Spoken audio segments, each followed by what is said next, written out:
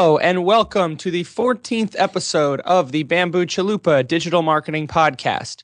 My name is Brett Snyder. I am the owner of Knucklepuck, and I'm joined by Nate Shiver, the author of shiverweb.com. Howdy, howdy. So today we'll be moving into the final segment of our Building Better Content for SEO trilogy. In episode 12, A New Hope, we learned how to plan your content strategy to prioritize your limited time and resources. In episode 13, The Empire Strikes Back, we discussed how to produce content efficiently and at scale. And today we've arrived at everybody's favorite episode. This is our equivalent of Return of the Jedi. And we're talking about the principles of content promotion. Up to this point, we've been looking at content simply as a website asset, something that exists on your website to communicate your goals. But by looking into promotion and distribution, this content is transformed into more than just a website asset and becomes more of a marketing asset. Exactly. And it's going to be key to remember how all three of these things work together. Most of your promotion success is going to be set up by planning well and creating the right content. At just the same way your content creation success is going to be set up by the promotion that we're going to talk about. I always compare it to running a marathon. If you show up to a marathon and you've spent the past 3 months training, running distance, doing weights, really preparing for the race, but then on race day, you don't have a support crew. No one shows up to support you. You don't have any water stations. You've got old beat up shoes. You're not going to be in a position to run your best race on that day. But on the flip side, if you show up on race day and you have people cheering you on, you have water, you have brand new shoes, you have everything in place for success on race day, but you haven't spent the past 3 months training for it, you're also not going to be in a position to succeed. So it all works together. When we talk about promotion in particular, there's a lot of sayings that can kind of get this point across. Everybody's heard the saying, if a tree falls in the forest and no one's there to hear it, did it make a sound? And I've used this in a number of discussions about content promotion as well. Going back to Field of Dreams, which is a fantastic movie, but with content promotion, if you build it, does not necessarily mean that they will come. Everybody wants to talk about this idea that content is king. And if we accept that premise, we also have to accept the logical next step that distribution is its queen. And this brings me back to our, we're in kind of trilogy mode here. So into our third analogy when it comes to content promotion, it reminds me of a scene from one of my wife's favorite movies. And it's from My Big Fat Greek Wedding. And Tula is really upset. She wants to go back to school, but her father wants her to keep working in the restaurant, and she's crying at the table and she says, he's so stubborn. You know what he always says, the man is the head of the household. And her mom walks over and says, listen, the man, he may be the head, but the woman, she is the neck. And the neck can turn the head any way she wants. And in essence, content promotion kind of falls into this same analogy here, where if we think about content as the head, the head of the household, content is king. But without distribution, there's no direction to that content. It doesn't have a way to reach and engage with the audience and actually serve the strategic business goals of your website. And so it really comes down to the same core principles as any sort of link outreach or promotion online, and that's based on your relationships. Search engines have always been based on modeling relationships on the web, and content promotion is just a natural extension of that. When we think about the SEO and search engine algorithms, these engines are looking to crowdsource our authority through our relationships. And our goal as content marketers, in particular content promoters, we have to curate the right relationships to be able to expand the reach of our content and reach our audience on their terms. Oh yeah, and the relationships that you see online, they're presented in a few different ways. And I like to break these out into the 3 ways you can kind of measure success when you're promoting your content. So of course, there's links, getting links on other websites to your content. That's kind of the gold standard of SEO.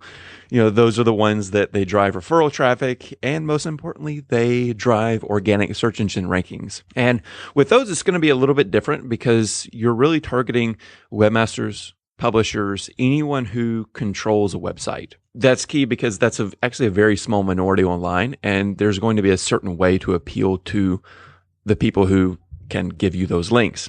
And it also comes back when we talk about relationships. Relationships are built with people, not with websites. So we have to be considering who the actual, people running this website are. Who are the webmasters or the publishers? Who are the people that actually give you the opportunity to promote that content, rather than just saying, I want a link on this website. But when it comes down to effective promotion, you have to understand what human being will be able to provide you with that link. Exactly. And the one other, what I call the bonus of links, if you do your initial outreach, your initial promotion correctly, we think of a viral effect with social media, but a lot of times links also have a sort of viral element built into it, where when you get those initial links and get your content ranking, that can often beget even more links, just because search engines are going to be where people go and do their research, where webmasters, where publishers, where bloggers are going to do their research and get links to cite within their own work. And so getting those initial links, getting your content to rank, can be an especially key performance indicator when you're doing content promotion. And it allows you to emerge as a thought leader. Oh, yeah. It allows you to reinforce your subject matter expertise. So people, again, they're looking for your content, but they also want that content to be written by a reputable source. And so by being able to show through organic rankings that you are in fact a reputable source, it gets that flywheel moving so that it can, as you said, links beget more links. Success begets more success, especially when it comes to digital marketing. Oh, yeah. And we're also going to be looking at shares. I think everyone wants more Twitter tweets, Facebook likes, but we're also thinking about things like old school forums, which have a big presence in a lot of verticals. Also, sites like Reddit and Pinterest and StumbleUpon, which are driven by interest base and not necessarily by the people you follow. And so those are especially good for driving actual traffic. And this is something that is really almost the tagline of Knuckle Puck. And you guys have heard me say this on the podcast before, where our goal in any sort of marketing is to be where our audience is. If your audience is out there and engaging on forums, that's where you need to be. That is where the opportunity for you to do effective promotion is, because you're engaging with a very targeted subset of your audience. Yeah, and when you're talking about shares and you're talking about getting in front of those audiences, it's important to remember that even though if you're building content for SEO and you think about how social signals aren't necessarily, they are not part of the direct algorithm, but they do directly influence the rankings by driving visibility and getting in front of the people who do have the websites. And so it's important, especially in the context of, say, Twitter or Facebook, where people a lot of times complain about the reach not being there or people not driving traffic, especially through, say, Twitter. It does drive that visibility. And the bonus of it is that anyone has a social profile. So not everyone has a website, but most everyone has a social profile where they can tweet, where they can like your content. And the bonus is that the viral effects that may exist for links exist on a completely different scale when it comes to shares. It's so much easier for someone to get your content in front of a new audience. And so being able to get the initial traction with social shares can really drive visibility for all these different types of audiences that are your audience, but you might not know that they exist. Yeah, you have to think of it not from a direct attribution standpoint where, all right, well, is this tweet going to directly increase the likelihood that my content will rank? No, not simply by extension of the tweet. We talked about social ranking factors in one of our earlier episodes, but it's the idea of being able to, to present yourself in front of a targeted audience, as Nate was talking about here, where you want to make sure that these shares provide you with an opportunity to expand the scope of your content. Exactly. Yeah, and so the last KPI of content promotion will be mentions, which is sort of a miscellaneous bucket, but it's really just anytime your content is talked about, even if you can't track it. And so here we're talking about what I call dark social. So those times where you IM a link to someone, where you email it to someone, where it's in these private social networks that aren't necessarily going to, you're not going to see it show up in your Google Analytics, but are extremely important. they almost rank up there with word of mouth, which I would include in this mentions bucket, where it allows you to get traffic to your websites for sure. But more importantly, it's almost like a better form of social shares because it comes with that direct mention. If I tell Brett, hey, Brett, you need to go check out Siege Media's post on email outreach, that's going to carry a lot more weight and in a way be more important than a lot of these social shares, and are going to be just important because mentions are kind of odd in trying to pick them up. You have to think about how people are going to remember your content and how they're going to talk about it. And it's going to be something that when you're doing the email outreach, whether that's giving a short tagline, crafting the right pitch, crafting a memorable pitch, is going to set you up for success with mentions. And when I think about mentions, and the easiest way that whenever people say, hey, this isn't valuable for us, this isn't a ranking factor, again, looking only at the direct attribution of it, I always kind of give the explanation where we tie it back to local citations. Local citations are not links. Local citations, for anybody who isn't familiar, are simply references to your name, address, and phone number across the web that are actually a very causal ranking factor in terms of the local algorithm. The number of places that your brand name, address, and phone number are mentioned across the web directly influences your ranking potential in local search. Now, these aren't links. These are simply mentions, but they are able to drive authority and ranking because they tie back to this idea that our relationships are what dictate our authority. It's an opportunity to engage with these influencers that may share more of your content in the future, or even proactively seek you out as a thought leader, which we talked about with social shares. But when we look at mentions is the old school traditional branding. It's brand impressions, where it's very difficult to attribute that specifically to, say revenue or leads or rankings. But brand impressions do absolutely have a huge impact on your ability to promote your own trust, authority, and relevance, which you've heard, us talk about before as the primary pillars of SEO and digital marketing in general. But having these mentions, having these social shares, and then whenever possible, being able to drive the links that we do know have a direct impact on ranking, these are the types of things that we want to be looking for when we're kind of crafting our content promotion plan. You can actually know that you've made it when it comes to mentions is when your brand name starts showing up in Google Suggest after your content topic. Some of the best examples would be guide to drop shipping Shopify, where people, they remember your site and they remember the content, they just don't know where it is. And you can actually see that show up, and that's an indicator that people are looking for you. All right, so that's what we're trying to get. Let's talk about how the general principles that we try to keep in mind when we're doing better content promotion. The first one that I would say would be know yourself. So before you go start thinking about other people, know yourself. And this is important because this is something that everybody skips over. Especially in marketing, we're kind of conditioned to believe that we are the greatest asset that has ever existed, that there's no way that anybody wouldn't want to link to us. Why in the world would you not want to read this post? It's awesome. I wrote something, it's the best post that's possibly out there. But we need to really kind of take a very objective look at our own strengths and weaknesses. And we have to understand, especially if there's a perceived bias or a negative connotation with our brand. Online perception is your reality. So if people look at your brand and they actually say, hey, this is something that I don't really trust them. It could be great content. It could be the same content that would be written by a trustworthy brand and get 10 times the pickup.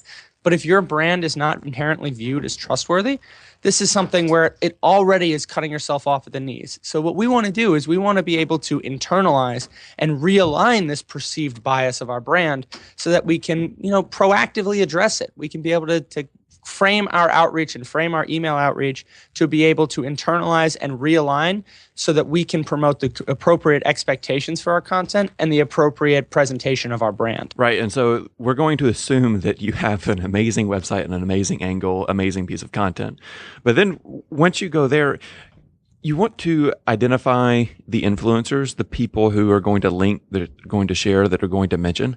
But more importantly, ID the influencers that you can actually have success with. And a lot of this should have been done in the planning process. Right. Just with Nate's marathon reference at the beginning. If you show up on race day and you haven't trained at all, yeah, I'm sure you can get through mile 1, mile 2, depending on how in shape you are, you might get through mile 10. But you're running 26.2 miles here. You have to be able to have an understanding of your plan and how you want to go about accomplishing that. And most importantly, who is going to be able to allow you to accomplish those goals? There's a great book called 80/20 Sales and Marketing, and there's a example that he gives in there called Racking the Shotgun. And it's a story from old school Las Vegas where apparently you could do this kind of thing, where he would say, when you're trying to decide who to play poker with, you want to try to figure out who has the money and who can you actually beat. And so, and who's a good mark? You want Right. The idea of this racking the shotgun really comes to identifying people that are going to fit the criteria that you want to engage with. Right. And so he told the story about a champion poker player who he would go into Las Vegas bar, lounge, strip club, and he would bring in a sawed-off shotgun. And what he would do is he would sit and he would watch everyone and he would rack the shotgun. And he would notice who looked up and said, thought, hey, what in the world was that? And he would say, those are the people you don't want to play with, because those are the people who they pay close attention to their surroundings. They pick up on small signals, on small noises. And he said, you want to go play with the ones who are kind of oblivious and set yourself up for success in that way. And at the most simplest level, what this really comes down to is you want to be able to pre-qualify people that meet the criteria that you are looking for. So that way you're not cold calling 1,000 people or sending random emails to 500 different people simply because they had a website that showed up for a Google search of your industry. This idea of racking the shotgun really kind of comes from, this 80/20 book that Nate and I are reading, which, fun fact, as Nate mentioned, The Dark Social, I bought that book as a direct result of Nate recommending it to me. But the whole idea here is that 80% or 20% of your revenue is going, or 80% of your revenue rather, is going to come from 20% of your users. And so what you want to do is you don't want to spend the same amount of time targeting every single user. You want to spend the 80% of your time targeting those 20% of your users. And racking the shotgun really just pre-qualifies who fits into that 20%, the ones that are going to be extremely high value, the ones that have influence that meet 3 primary criteria when we talk about influencer marketing. We talk about this idea of reach. Can they reach a broad enough audience for it to be worth your time? Are they relevant to the content topic that you're trying to promote or the audience you're trying to promote it to? And does what they say resonate with the audience? Are they actually viewed as authoritative in this field where when they recommend a piece of content, will that recommendation carry weight? And so this idea of racking the shotgun is trying to be able to pre-qualify, which a lot of which is done in the planning and creation process. But before you do any outreach, we want to pre-qualify who is it that is going to allow us to accomplish our goals, whether that's links, mentions, shares, or some combination of the 3. All right. So finding these people. There's going to be 1,001 ways to slice and dice and uncover people who are interested in your content. Brett did an entire presentation that we'll embed on bamboochalupa.com on finding people specifically via Twitter and social. But the key thing to remember is that relationships are built with people and not with websites. So whenever you're using tools like Follower Wonk or Facebook Open Graph or Twitter lists or Google search operators, you're going to be finding people in ways that, they're going to be part of a spreadsheet. But it's important to go the extra mile and find out exactly who you're targeting with these lists. And again, it comes down to this idea where you want to trace the source of your influencers. So if you're targeting somebody because they've written about your topic before, don't just simply find that topic on their website and send a generic contact form to say, hey, I read this on your website. Try to trace that source back to the author that wrote it. Try to be able to, create a relationship with the human being that produced the content, because that's the human being that's going to be an asset for you in terms of promoting your content. Yeah, and when we talk about finding them, a lot of times the most straightforward way is just through competitive research. I mean, when you talk about especially building content for SEO, one of the most straightforward methods is to take the keyword you're targeting, plug it into Google, and then see who's ranking 1 through 10, or I like to also do 1 through 15. And I like to do 1 through 50. Don't everybody looks at page 1. Try to look further than that. Yeah, and it's just whatever the scale, whatever time you have to be able to prioritize. Look at the sites who are ranking for that keyword and run a backlink checker on all the results. See who's linking to those, and a lot of times you'll dig up places that they're already qualified because they're already linking out to a piece of content that you are targeting the same keyword with. And it allows you an in, whether that's broken link, whether it's an improved piece of content, outdated piece of content, and it gives you a straightforward list of people who are already pre-qualified that you can email. You can do things like resource page mining. Google has all these advanced search operators where you can do, keyword and then in title : resource or links. And you can find pages on people's websites that they just list out links to highly recommended sources. I think Advanced Web Ranking last week, they had a highly shared article at least in the SEO space, that was literally just all the best articles, all the best content to allow you to learn specific parts of SEO analytics and content.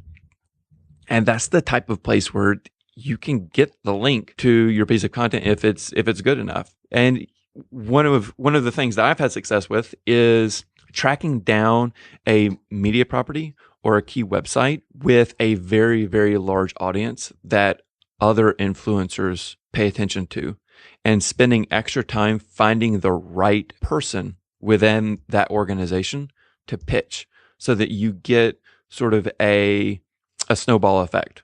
And it allows you to there's a saying called knocking down the first domino. If you can find the first domino to knock down, it'll knock down all the others. And so if you can find your industry website and find the right person within that website to pitch them on your content. And a lot of times they'll be able to post it, share it, and that'll get it in front of more people who will share it, link to it, and whatnot. And that's really just what we're talking about with influencer marketing. It's a one-to-many approach. Right. Where instead of you're racking the shotgun to go and finding the people that can say, all right, I'm going to send 5 emails that are going to take me 2 hours each to write. But the people that I am targeting with this are going to be 100 times more valuable than if I send 100 emails to kind of lower value prospects. Looking at the types of influencers and understanding that this one-to-many approach, if you can reach them, you can take advantage of their reach, resonance, and relevance to be able to give your content that added boost. And there is something that we're talking about in between the lines, I guess you could say, and that is that spamming people doesn't work. When we talk about doing email outreach, people naturally, or at least I used to think about doing email outreach at scale. How many templated emails could I send in a day? And really that doesn't work. And what we found is that there are some ways to do email that set you up for success, especially with outreach. And the thing about email, just as an aside, is that it gets you around the noise of the big social networks. It's great to, connect with people initially on Twitter or on Facebook, wherever they're at. But email is really where it comes back to. And this kind of brings back to I spoke at a conference about 3 or 4 weeks ago, and I kind of posed this question to the group. It's like, would you rather send 150 emails with a 10% response rate, or would you rather spend 100 emails with a 15% response rate? And everybody obviously said, I'd rather send 100 with a 15% response rate. But my follow-up question would be, you're not answering the right question here. The question is, what's the quality of the responses? Are you getting 15 responses that say, please stop spamming me? I would rather send 5 emails and get 1 key influencer that can send out and promote my content. So it's not about the number of emails that you send. You got to be asking a different question here. You got to be saying, what is the quality of those emails and what is the quality of those responses? Yeah, and so there are things that you can build into your email we're going to assume the basics that it's short, concise, thoughtful, well-worded email. But there are things that you can do, like Brett has a term that I like called precipitation, where you build in share factors to make it easier. So if you find, say, a author on a website that you want to email, before you email them, and I'm not talking about 5 minutes before you email them, before you email them, so back in the planning process, you should be tweeting out their articles, commenting on things that they've written, finding other places that they've been published, looking for threads of things that they like that really appeals to their audience, trying to figure out what it is they like to see. A lot of times, especially journalists, they'll be pretty open about what they want to see in pitch emails. And that's the kind of information that you should be finding and that you should be using and that you should build into your posts, into your email. If you're reaching out to, say, a key blogger, if there's a way that you can actually link to them in the content that you're promoting, that's something that gives you a good angle where you have already given them something of value. The opening the door, making the initial contact a lot easier. I mean, and think about it. Think about what our three primary goals here with any sort of content marketing. It's links, shares, or mentions. The people you're reaching out to, especially if they're other content marketers, are also looking for links, shares, and mentions. If you are able to give them those, KPIs or be able to support those goals, you're showing your value. One of the things that we talk about here is kind of the next step here is we want to find our common ground. We want to establish rapport. But then after that, we have to demonstrate our value. And a lot of these kind of merge together. When Nate and I were talking about the structure of this episode, we kind of had these as separate sections here, but really being able to find that common ground, establish rapport with the folks you're reaching out to, and demonstrating your value, they're not mutually exclusive here. And so when we talk about this idea of being able to distribute social currency, sharing, promoting, giving them the links or the mentions or the shares that we're looking for, helps show them that you are a valuable asset for them to be speaking to because you're helping them accomplish their goals. You're building in really what you want in terms of an opportunity to curate a better relationship with the key prospects. Yeah, and in the SEO world, I mean, there's a lot of tactics that get thrown around that really embody this principle that Brett's talking about. I mean, broken link building, is the whole idea of you go to a website that you want to link on, you find a broken link, you reach out and say, hey, you have a broken link, here's how it gets fixed. Can you also link to my piece of content as well? Or you go and you say, hey, this is a broken link. I've Right. created a replacement. Right. It depends if you can do it at scale, that's great. But if you could say, hey, you had linked to this before, that person has already indicated that they're interested in this type of content, but that content is gone. If you can say, I know that you were interested in it, I also found it valuable and I have some expertise, so I spent the time and I recreated it. I hope that you would find this interesting.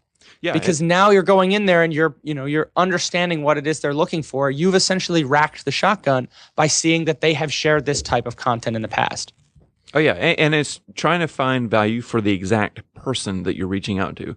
And just as an aside, when we talk about finding the right person on the internet, when you're doing this research and when you're trying to do it quickly and efficiently, a lot of times it's hard to find the right person to talk to. And so we, as digital marketers, a lot of times just default to trying to do things at scale instead of doing things right. And Siege Media had an interesting study where they switched up their email outreach. So in cases where they couldn't find exactly the right person, they would send an email to, say, the website, info at, or the general editor or the webmaster that just says, hey, I found this broken link. I have this piece of content. Who should I talk to?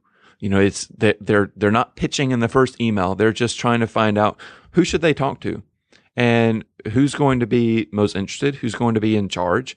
And by sending that short, just, hey, who's the right person should I talk to? You're proving that one, you're not just spamming at scale, that you are trying to do things right, that you're trying to talk to the right person.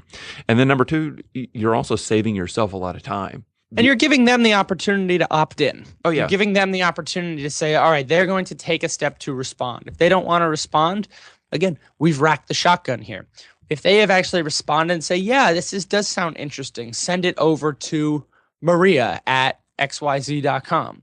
Then they're saying, okay, I see that this is valuable. They have made a conscious decision to give you a direct line of contact. Yeah, and most important, and you also get feedback. And I love how you mentioned it gives them a chance to opt in, because whenever you're getting in contact with someone, I think the principle of saving face or giving them a way to easily opt out without being rude is very important. We see this in real life, that everyone hates the people who just walk right up to you and start pitching you on some event, music concert. You want to be able to opt in and give a nice decline without being rude. And when you do this initial outreach without pitching, it allows the person to save face and say no without being rude. And it also gives you feedback to go to the right person, to find the right person. And think about it almost like dating in the real world. If you go up and you come on way too strong, it turns people off.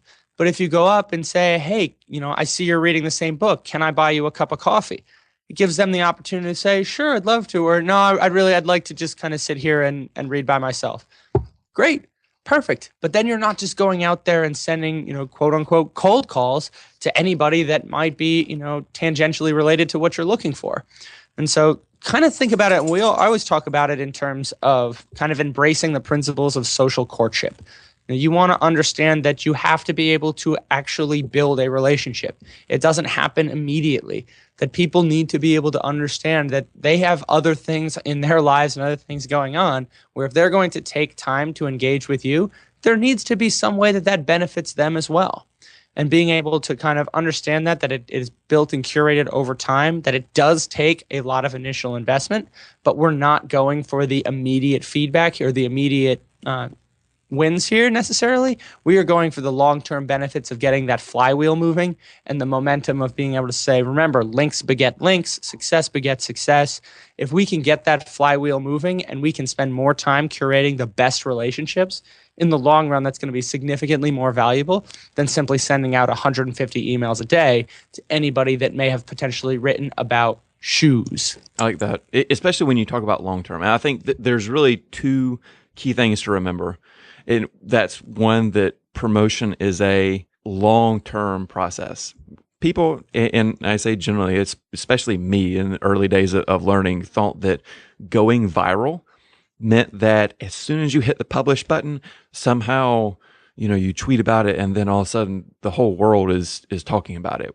I wouldn't have to bet. I can dig up a study where going viral rarely ever happens the moment you publish something. Even if you look at a lot of the big viral sensations of the past few years, things like Gangnam Style or the girl who did the dance video where she learned how to dance over the course of a year. Even those things didn't get picked up until a few months after they were published.